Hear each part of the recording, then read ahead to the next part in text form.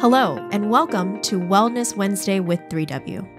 Wellness Wednesday is sponsored by 3W Medical for Women, a nonprofit medical clinic offering free of charge or low-cost reproductive health services to women in the Seattle area, regardless of income or insurance status.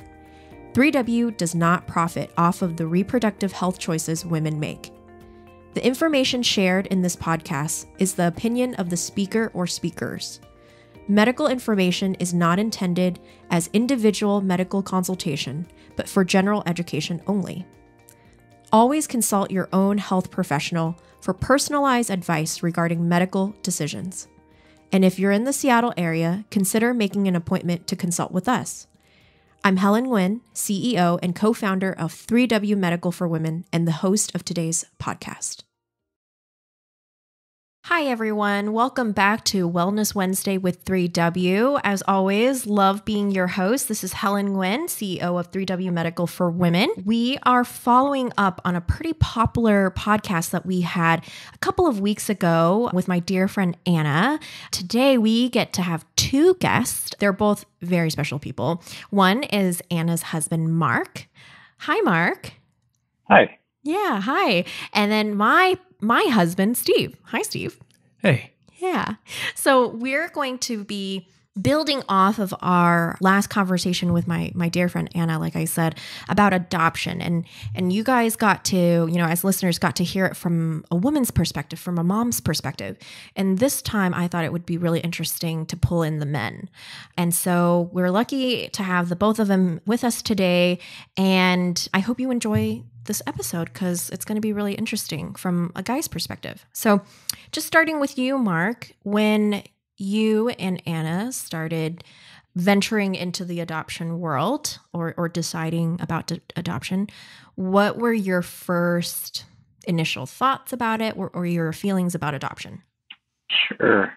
So I think when we first got married, we were, always talking about kids, being open to having kids. As far as I remember, was actually something that we were openly discussing, the chance for adoption. And I think we're always open to it. It's a little bit, I don't know if I want to say it was weird, but it was just, we were very comfortable talking about, being open to adoption. And I think, maybe some of that was a little bit of like naivety because, we're newly married and not really understanding of what it took to be parents at the time. But we were just like, yeah, sure, whatever. Like, we're open to that. We want to have kids and we want to have lots of kids. Whatever it is that gets us there, I think is we're open to it. So yeah, I think it was very casual and not very dramatic. If I can say that. Yeah. Awesome. Okay. How about you, Steve? What, when we both got married, I think we were always open to adoption, but how was it for you when we really had to discern and venture into it? How is it for you? Yeah, pretty similar to Mark's situation there, where I always felt like it was something that was a good thing. And I was definitely open to it, but I felt like it needed to be like this kismet thing, like a situation that just comes up and, oh my gosh, this kid really needs to be adopted and this is the perfect situation and all of that sort of thing. When it came to actually applying for adoption and actually trying to like get an agency or anything like that, really that was a lot harder. That was a lot harder to actually go and seek out adoption. And I really was not very interested in the idea. I knew that I probably should be, but frankly, on the inside, I just wasn't. And why was that, do you think? It sounds terrible, but I think a lot of guys feel that way, where it's just like, I don't want to raise some other guy's kid, is really what it felt like internally. It was just this kind of deep set, sort of just internal loss or shame or? Yeah, I don't know, just some kind of hesitation towards it that I just had. Yeah, it just felt on some level almost wrong or something, or just not something that I should do. Yeah, so I was pretty conflicted when we first started considering adoption. Yeah. Mark, did you feel that way at all at any point in the process as you and Anna kind of ventured into it? Oh yeah, I could totally relate to Steve's feelings on that. I think definitely once you start embarking on something like that, at least for me, I ended up realizing all of the things, all of the hoops that you need to jump through. Mm-hmm. It's a lot. It's very much, it can be very overwhelming. I think a part of like what I do for work, I'm an engineer at Boeing. We're used to like having a lot of processes in place to make sure, we don't design something like that can eventually hurt people, at least not intentionally. And so I was kind of prepared for that, but also I wasn't. It's quite different to say that you're going to design a product to be consumed by people versus trying to apply for something where you're putting yourself out there to take on somebody else's child. I think the gravity of it is, it's important for me as an engineer at Boeing that I don't design airplanes that will crash. Yeah. At the same time, this is like a very personal thing where this is like going to be my child if we do get selected to be parents for somebody's child. And then, yeah, there's a little bit of apprehension. Like we do have a biological child. And at the time we didn't when we were really looking into it seriously. And so there's this apprehension of like what Steve was saying, can I raise somebody else's child? Should I? There's something that doesn't sit right. And then, there's a lot of other questions too. Like, what if this child has a disability? What if, can I handle that? Like, I'm still trying to figure out how to be a good husband. If anything, this is not something I know much, if anything, about. Yeah, definitely. There's a little bit of apprehension there. A part of the thing that made me feel good about it was after really discerning about it for a while, I just thought about my marriage. You end up giving yourself to somebody that is not related to you, which is good. Right? If you can figure what I'm trying to get at, that person is not your blood, right, and yet you learn to love that person so much, and with all your heart, you give yourself to that person like 100%, and to come to that realization of, I'm doing this already, and why can't I do this for a child that is not biologically mine? I think I had to get to that point, and that made it a little bit easier for me. Awesome. Yeah. Did your process include reaching out to other people that have adopted children and kind of connecting with them to see how that process went and talking to your family about it? I know Anna said that getting your family involved in it as well was also something important to do in that process. I know it was for me personally. In the Vietnamese culture, it's still very taboo to adopt. It's still a very Western kind of way of going about having children. So did you have to connect with people in your community through that process? Not actually, to be honest, not directly. I think Anna did a lot more reaching out than I did. When we did include my family and her family, I think at least from my family's perspective, I'm the youngest of like 3 kids. They kind of just let me do whatever I wanted when I grew up. Wow, must be nice. Yeah, I guess so.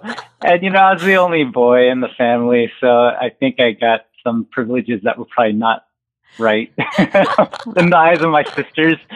They were really supportive, and my parents, they were very much supportive of it, and which was great. I think same probably goes to say with Anna's brother. He was really supportive as well. As far as reaching out to other people, we do have friends where they were actually adopted. I think that helped just to see that, where some of the friends of ours that were adopted, they're young adults already, and we saw in them like what that would look like a few years down the road, and for the most part they were in loving relationships with their families. So I think that helped definitely, even if I didn't speak to them directly about it. Yeah. So what about you, Steve? Did you feel anxious or nervous talking to your parents about us possibly adopting or venturing into adoption? Was there any hesitation on your end to, disclose that that's what we were doing? Yeah. Yeah, the biggest worry I think was, talking about it with my dad, because again, I know that's, like I said, I had that kind of visceral reaction that I think a lot of guys get towards it at first. Yeah, so I figured my dad would have the same reaction. And I forget if he did at first, but I also know that once it actually became a reality and we started actually looking into adopting our son more seriously, that my dad was also the most possibly over supportive of anyone. It was super sweet. Yeah, obnoxious almost, because he's just like, okay, here's what you got to do. You got to go, and like he wanted us to like go and do all of these things to ensure that nothing gets messed up. He wanted us to give the birth mother money and other things like that. And it's like, yeah, it was a little overwhelming, but again, it was really sweet. It was really good to hear that from him, that he was supportive. I just kind of assumed that he wouldn't really understand. So yeah, that was cool. I really appreciated that. Yeah, your parents were super supportive, especially your mom, which I was so thankful for. And I think their experience growing up in Southside Chicago, their experience being, especially on your mom's side, being Irish Americans, that adoption and having a lot of children and not, sharing in the community of raising children has always been part of the Irish culture. And I think that really helped ease our conversation, especially with your mom, at least, into that idea. And now they can't get enough of Max. It's very obnoxious. Their house is full of toys and he's not even there most of the time. So, yeah, which is fun. So Mark, when you and Anna seriously were looking into adoption, did you had a strong feeling of like, I want to adopt locally, nationally, or internationally? Was that something that you guys were on the same page about, or was that something that you had to discuss more about? Yeah, Anna and I'll say this, we don't tend to like argue about a lot of things, which I don't know if I still to this day, I'm like amazed at that, like, because we're very much opinionated about things. Whatever you guys are drinking, can you give us some of that? Yeah, right. I'll try to figure that out and let you know. Bottle it up, give it to me and Steve, because we can go at it sometimes. Yeah. I think, we did have some pretty serious discussions about this because, as you both know, there's a questionnaire for, depending on which agency you go with, you got to answer a lot of different questions and tough questions. And I think in terms of like geography and where we would be looking to adopt, I don't recall us ever really having too much opposition to going stateside or in a different country. I think originally we looked at going to the Philippines for obvious reasons. Filipino. Yeah, I think at some point, again, we were just, open to whatever. I think where we really had some really tough discussions were if we were open to a child that had certain disabilities or anything like that. And it's tough. It's so tough. Like Anna probably had more insight on this than I did because of her profession, preschool teacher for kids with special needs. She could see firsthand. I mean, she loved her job, but at the same time, she could see how difficult it was. And there are certain disabilities, I think, I can't remember specifics, but where we definitely said, we don't know if we can handle that as opposed to other ones. Again, depending on the agency, I think they give you an idea of what sort of disabilities you might be open to. And in a way that did kind of make me sad. Like I felt like, I should be open to all children. And at the same time, I don't really know. I got to be honest with myself. And then I felt bad. Like, it's like all these kids, they really should have the best opportunity in life. And if we're putting ourselves out there, we have the capability to do that. As a dual income, no kids, we're professionals, we should be able to offer that for any kid that we were so lucky to be considered to be parents for. And I felt bad a little bit about that. Yeah. I think I still feel bad about that. It just so happens our child that we adopted, Valentina, she doesn't have any like very explicit disabilities or anything like that. She's naughty, but I think that's pretty normal for a 3-year-old. Yeah. I think that was one of the more tougher discussions and choices in this whole process that we had. Yeah, I think we can echo that. That was pretty difficult for us as well. I feel like I talked to Anna about like you said, Mark, just being really honest with ourselves and what we're really being called to do for this child. How do we provide the best environment for them to thrive and be happy, and also not taking on more than we are capable of? We really had to be honest with ourselves. And I think writing it down on a piece of paper, writing it down on a document that other people are going to be reviewing also was this layer of like guilt and shame of being judged. Like, oh gosh, you're so great, you want to adopt, but this is the child you want to adopt, not this, So I totally feel that. I totally get that. Yeah. Yeah. So now that you have Valentina, how has adoption changed your life? How has she changed your life, Mark? Yeah, I think I've always been grateful of everything that I've been afforded in life. I've tried to not take things for granted. And I think definitely, in this whole process, I think I've just been even more grateful. In the back of my mind, I always felt like maybe I was worried I would treat our biological child and our adopted child differently. Mm-hmm. And I think the surprise for me is that I don't think I do. Mm-hmm. Mm-hmm. When we're trying to discipline Valentina, for example, Anna and I talk about it afterwards, and we come to the realization that, okay, well, we had to discipline like our biological child the same way.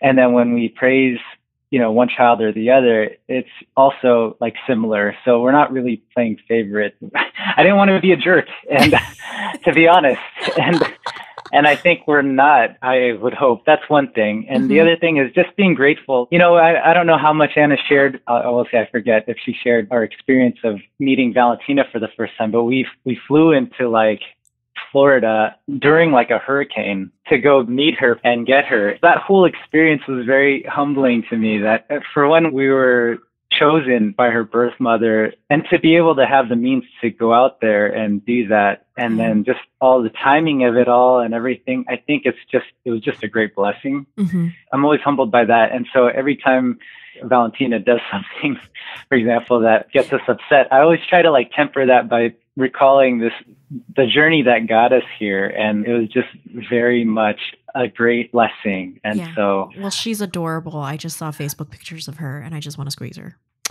Oh, yeah. So. She's cute.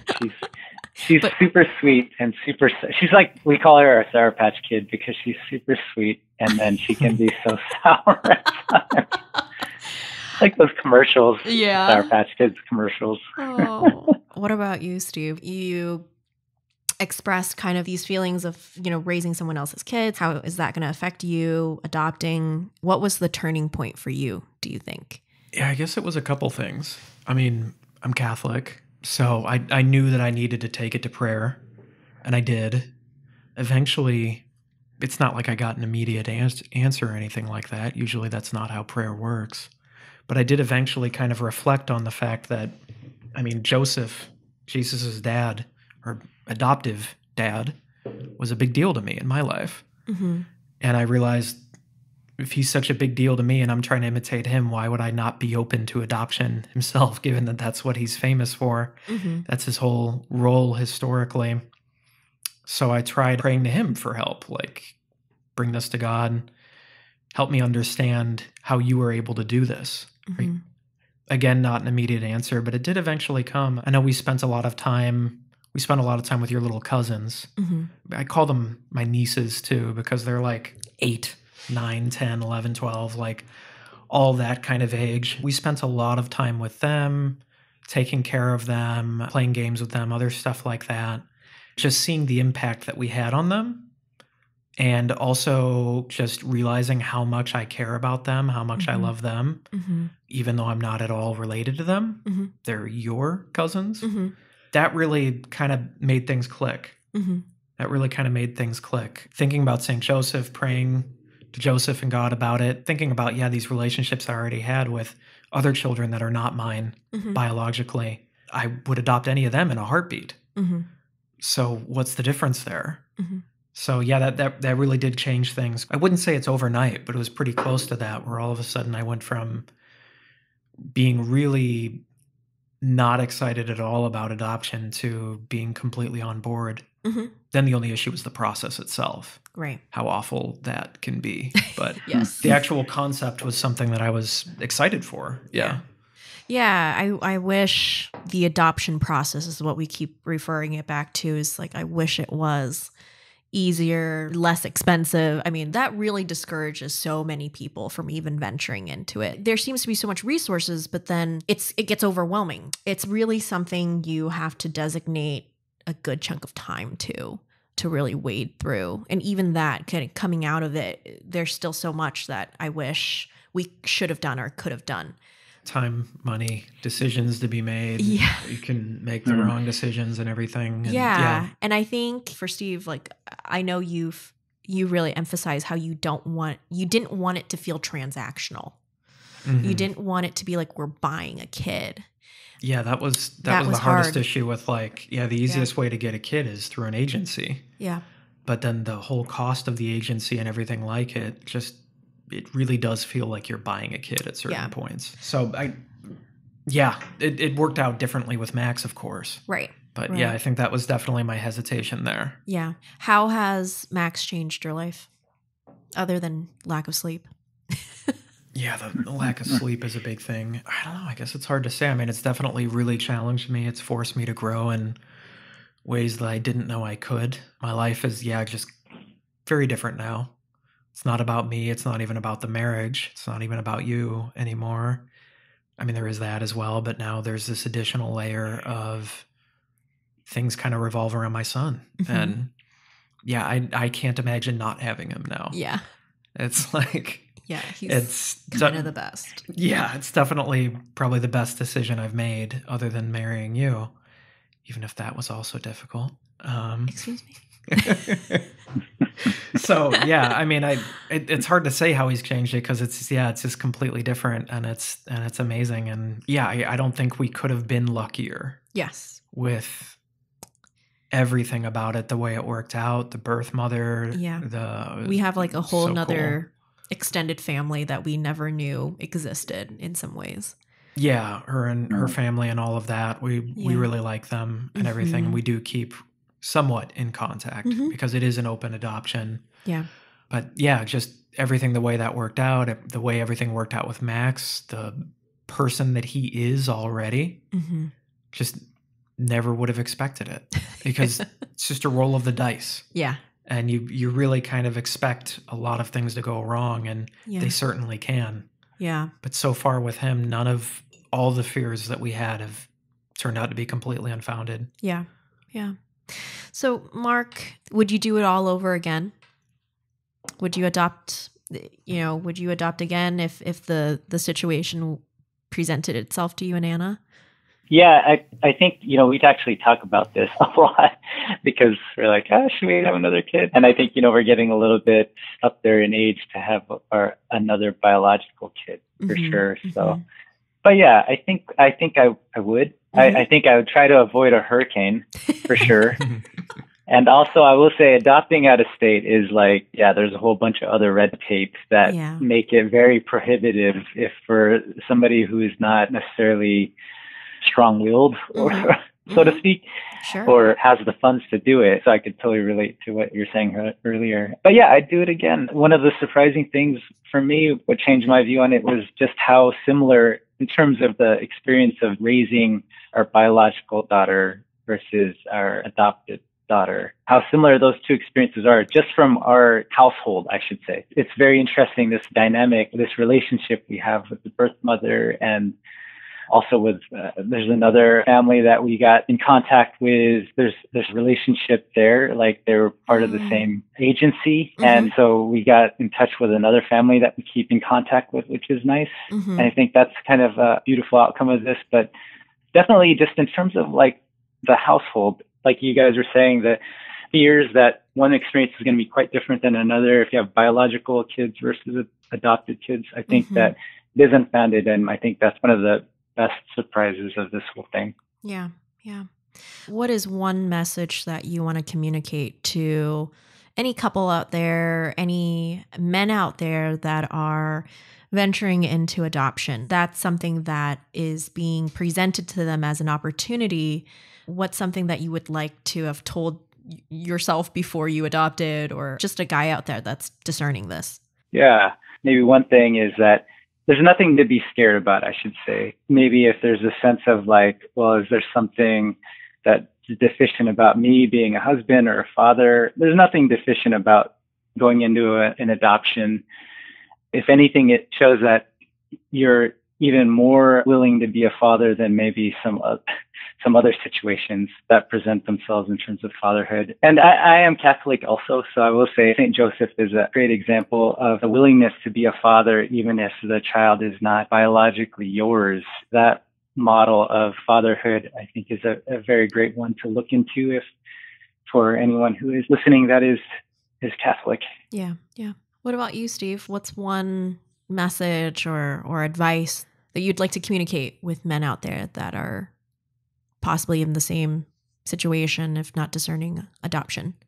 Yeah, I guess, the big thing is you do got to be open about it. You do got to actually look into it, challenge some of your opinions on it. But yeah, I'm sorry to go back to it because I know 3W is not a religious institution, but yeah, I'm a Catholic and I think it really all goes back to God. I don't think I would have been able to do this without prayer. I wouldn't have been able to do this without basically that gift from God. Being able to recognize that, being able to recognize how much I loved other people in the family that weren't actually biologically related to me. And yeah, seeing that example in Joseph. So, just take it to prayer, see what God tells you. What if they're not religious? What would you say to them? You can still take it to prayer. Whether, you might think it's not going anywhere, but it can't hurt. Yeah. So, I guess at that point, you really want to exhaust all your resources. Yeah, exhaust your options, I guess. Or, I guess if you're really against that, then talk to other people who have adopted. Spend some time with kids that aren't yours biologically, who aren't related to you biologically, even better. Yeah, see if you can love them, see if you can care about them. Yeah. And if you can, like most people, you're probably going to do just fine with adoption. Right. It's really, it was really a difficult process for me at first, but now, I wouldn't change anything about it. I'd do it again in a heartbeat. Yeah. I'd probably wait 6 months until he's a little less crazy. I'd definitely do it again. Okay. Well, thank you to the both of you for being candid and honest. I'm sure there's a lot of guys out there that are having the same kind of hesitation, if not worries and anxiety, when adoption is on the table as something to consider.